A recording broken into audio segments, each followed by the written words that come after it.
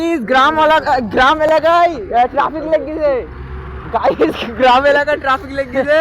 তো আপনাদের দেখাতে পারলাম না ভালো মতো, গ্রাম এলাকায় ট্রাফিক লেগেছিল একটু আগে।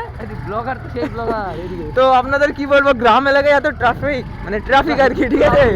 তাহলে শহর এলাকায় কি হবে ঠিক নাই गाइस।